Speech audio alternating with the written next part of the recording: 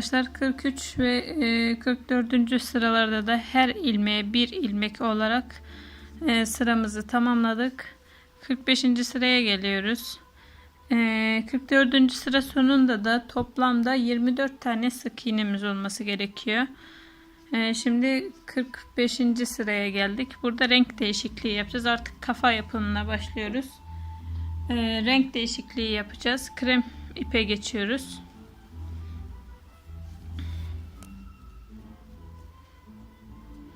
Şöyle. Ben burada sıra sonuna geldim. Son ilmeğimi örmedim. Renk değişikliği yapacağımız için şöyle ilmeğimi aldım. Tığımın içinden geçirmedim. Ten rengi ipimi içinden geçiriyorum ikisinin. Bir tane zincir çekiyorum. Ve bir üst sıradaki sık iğneye batırıyorum. Renk değişikliğimiz oldu. Böylelikle 45. sıraya da geçmiş olduk. Şimdi buradaki ipi koparalım. Önce bağlayalım.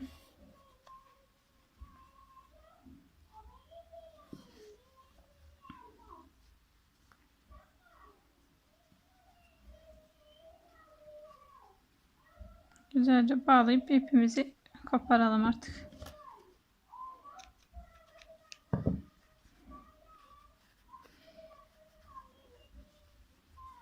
Şimdi bu sırada da 45. sıradayız şu an.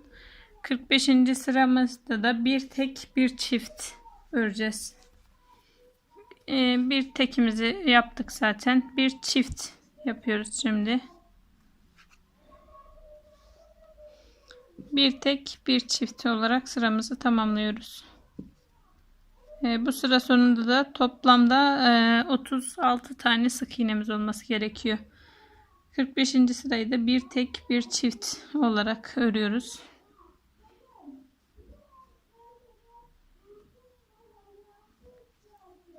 Şöyle çift batıyorum. Bir tek yapıyorum. Bir çift. Bir tek bir çift olarak bu sıramızı da 45. sıramızda tamamlıyoruz. Evet arkadaşlar, 45. sıramızda bir tek bir çift olarak tamamladık. Bu sırada toplam 36 tane sık iğnemiz olmuş oldu. 46. sıraya geçtik. Bu sırada da iki tek bir çift yapıyoruz. İki tane tek bir çift. İlkini örmüştüm ben. İki tek bir çiftimi örüyorum.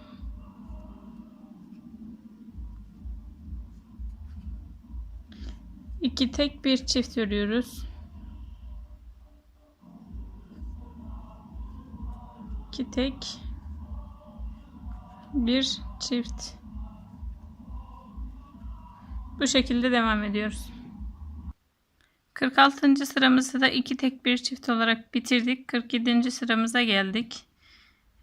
Şöyle ipimi koyayım. 47. sıramızda da 7 tek bir çift örüyoruz. 7 tek bir çift yapacağız. 1 2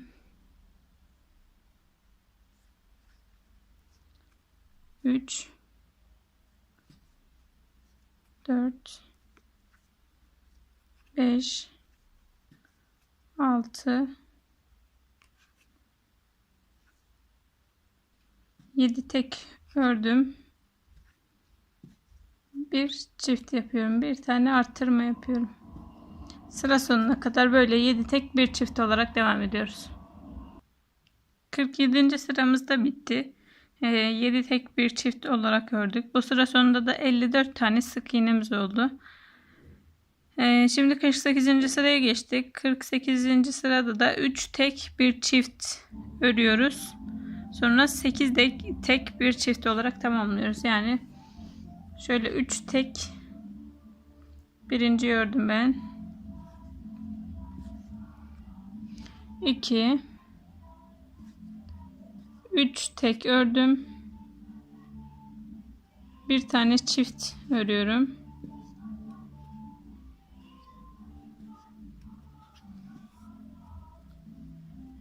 Sonra 8 tek bir çift örüyorum.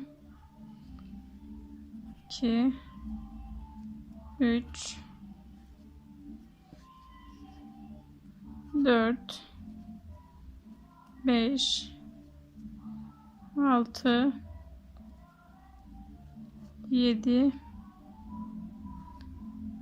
8 tek ördüm. Bir çift örüyorum.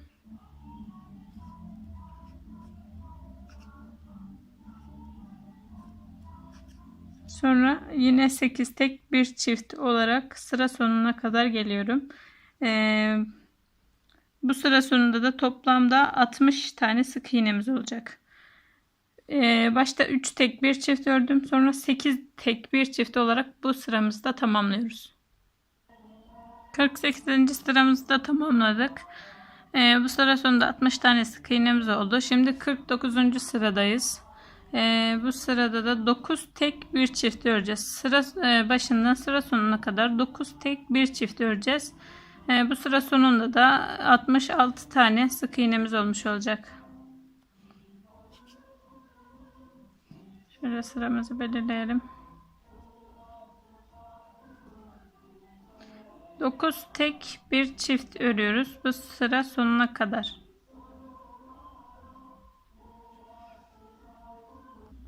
...49. sıramız da bitti. 50. sıramıza geldik. 50. sıramızda da 4 tek bir çift yapıyoruz.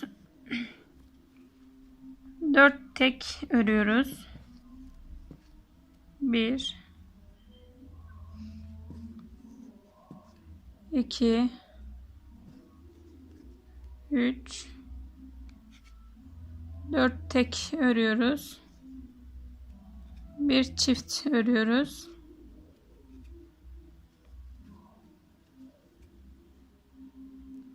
Daha sonra da 10 tek bir çift olarak sıra sonuna kadar böyle devam ediyoruz. 4 tek bir çift örüyoruz. Sonra 10 tek bir çift olarak sıra sonuna kadar devam ediyoruz. 50. sıramızı da bitirdik. 51. sıramıza geldik. 50. sırada 4 tek bir çift yaptık başta. Sonrasında sıra sonuna kadar 10 tek bir çift olarak ördük. Sıra sonunda da 72 tane sık iğnemiz oldu. Şimdi 51. sıradayız. 51'den 60. sıraya kadar 51 de dahil 60 da dahil toplam 10 sıra boyunca her ilmeğe bir ilmek olarak örüyoruz. Yani 72 sık iğnemizi tekrarlıyoruz. 51 dahil 60 dahil 10 sıra boyunca her ilmeğe bir ilmek olarak örüyoruz. 51 ve 60. sıralarımızı da her ilmeğe bir ilmek olarak ördük arkadaşlar. Şimdi 61. sıramıza geldik. 61. sıramızda da 10 tek bir azalt olarak öreceğiz. Sıra sonuna kadar 10 tek bir azalt olarak öreceğiz.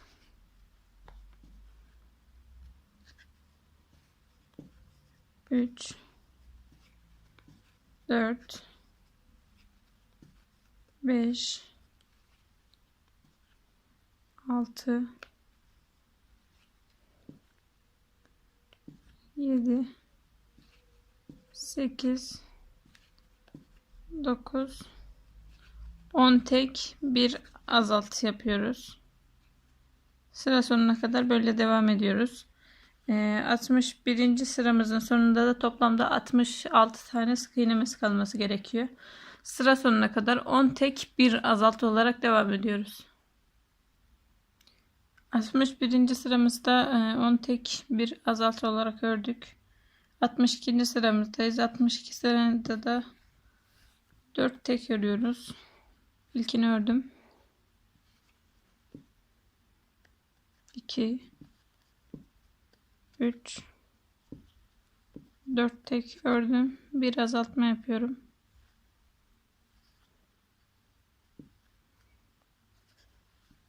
Şimdi sıra sonuna kadar 9 tek bir azaltı olarak devam ediyorum. 1 2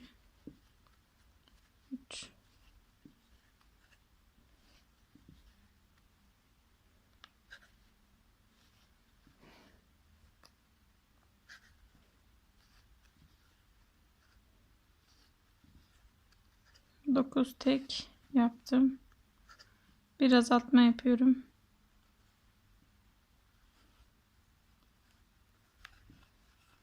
Sıra sonuna kadar böyle 9 tek bir azalt olarak devam ediyorum.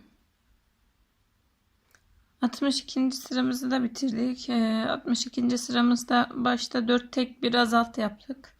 Sonra sıra sonuna kadar 9 tek bir azalt olarak devam ettik. Bu sıra sonunda da 60 tane sık iğnemiz kaldı. Şimdi 63. sıradayız. İpimizi koyalım yine. 63. sırada da 8 tek bir azalt yapıyoruz. Sıra sonuna kadar 8 tek bir azalt olarak devam ediyoruz. 2 3 4 5 6 7 8 tek ördüm. Bir azaltma yapıyorum. Sıra sonuna kadar böyle 8 tek bir azalt olarak devam ediyoruz. 63. sıra sonunda da 54 tane sık iğnemiz kalıyor. 63. sıramız bitti. 64. sıramıza geldik. 64. sırada da 3 tek örüyoruz. Birinci ördüm ben. 2 3 tek ördüm. Bir azaltma yapıyorum.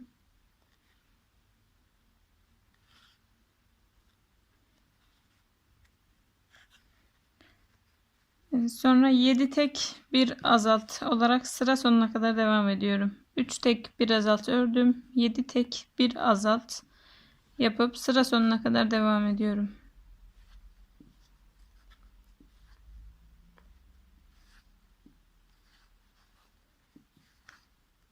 4 5 6 7 tek bir azalt yaparak sıra sonuna kadar böyle devam ediyorum. 63. sıra sonunda da 54 tane sık iğnemiz kalması gerekiyor. Pardon, 48 tane sık iğnemiz kalması gerekiyor. 64. sırayı da tamamladık. 64. sıra sonunda 48 tane sık iğnemiz kaldı. 65. sıraya geçiyoruz. 6 tek bir azalt olarak devam edeceğiz. Birini ördüm. 2 3 4 5 6 tek ördüm. Bir azaltma yapıyorum. Sıra sonuna kadar böyle devam ediyorum. 6 tek bir azalt olarak sıra sonuna kadar devam ediyorum. 65. sıramızda tamamladık. 6 tek bir azalt olarak ördük. 65. sıramızın sonunda da 42 tane sık iğnemiz kaldı. Şimdi 66. sıraya geçiyoruz. 2 tek örüyorum.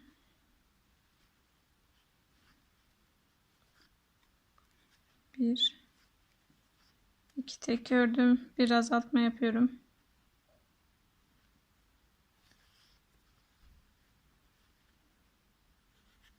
Sonra 5 tek bir azaltı olarak sıra sonuna kadar böyle devam ediyorum.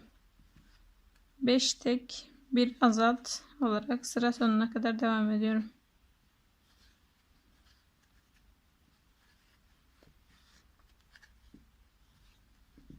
Beş tek ördüm. Bir azaltma yapıyorum. Sıra sonuna kadar 5 tek bir azaltı olarak devam ediyorum. 66. sıramızı da bitirdik. Bu sıra sonunda da 36 tane sık iğnemiz kaldı. 67. sıraya geçiyoruz. 67. sırada da 4 tek bir azaltı olarak devam ediyoruz.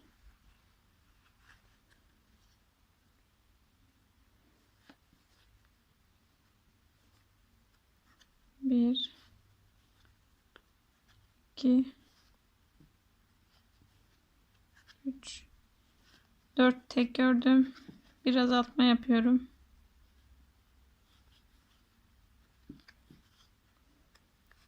Sıra sonuna kadar böyle 4 tek bir azaltı olarak devam ediyorum.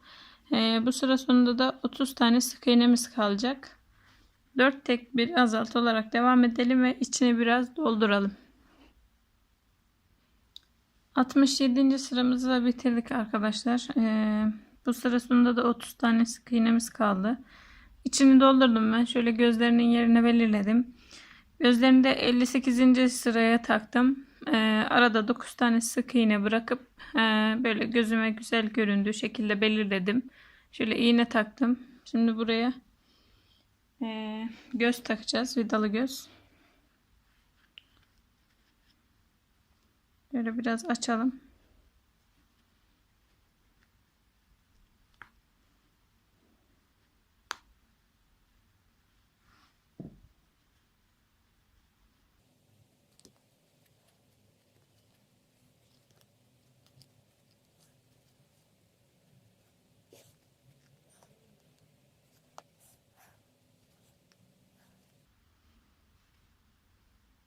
Şöyle gözümü taktım. Diğer gözümü de takıyorum. Bebeğin gözlerini taktım ben arkadaşlar. Şimdi 68. sıradayız. 68. sıramıza devam ediyoruz. Bir tek örüyoruz. Bir tekimi ördüm ben. Bir tek bir azalt yapıyoruz.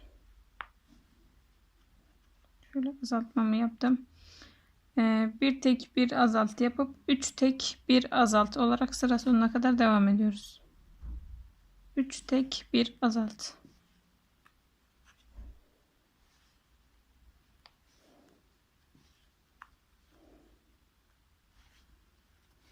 3 tek ördüm. Bir azaltma yapıyorum. Bu şekilde sıra sonuna kadar 3 tek bir azaltı olarak devam ediyoruz. 68. sıramız da bitti. 68. sıra sonunda da 24 tane sık iğnemiz oldu. 69. sıraya geldik. 69. sırada da 2 tek bir azalt olarak örüyoruz. Sıra sonuna kadar böyle devam ediyoruz. 2 tek bir azalt.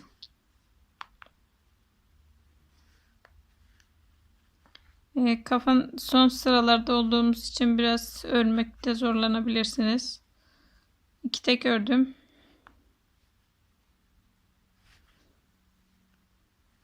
Bir azaltmamı yaptım. Sıra sonuna kadar 2 tek bir azaltı olarak devam ediyoruz.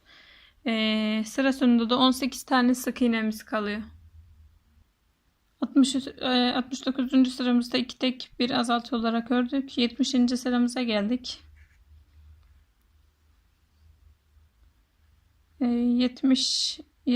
sıramızda da bir tek bir azaltı olarak örüyoruz. Sıra sonunda da 12 tane sık iğnemiz kalacak. Bir tek bir azalt.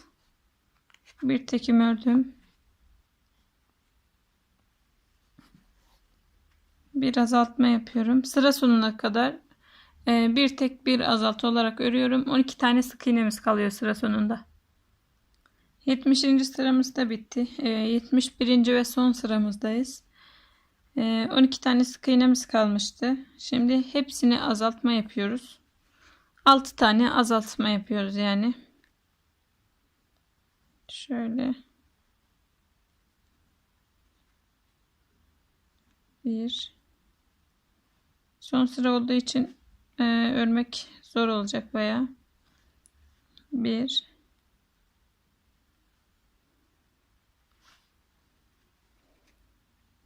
2.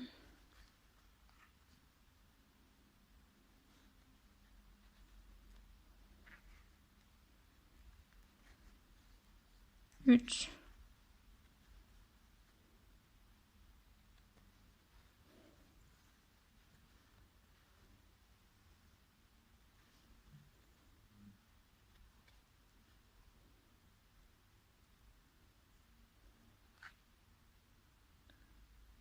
Bu şekilde 6 tane sık iğne örüyoruz. Hep azalt olarak 6 tane sık iğne ördük. Hepsini azalttık. Şöyle küçük bir deliğimiz kaldı. Şimdi ipimi kesiyorum.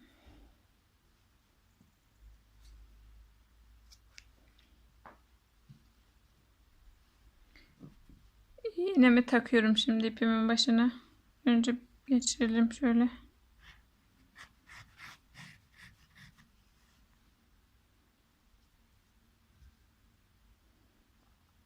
Şimdi iğnemi taktım. Buradaki ilmeklerin tek kanadından geçirip bitireceğim.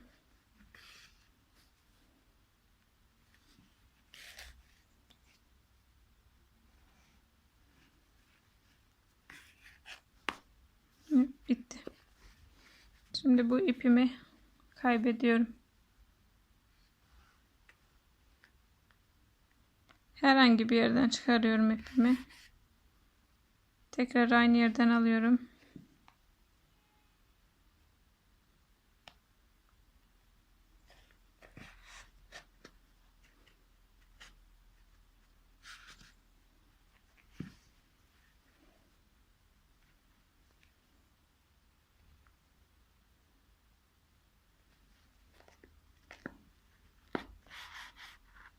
Şöyle iyice çektirip ipimi kesiyorum.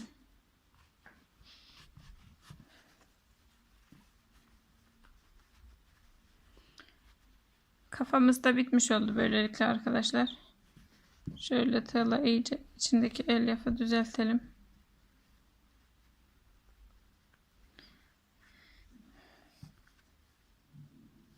Evet arkadaşlar, bir sonraki videoda da emziğini ve kulaklarını göstereceğim size. Bir sonraki videoda görüşmek üzere. Hoşça kalın.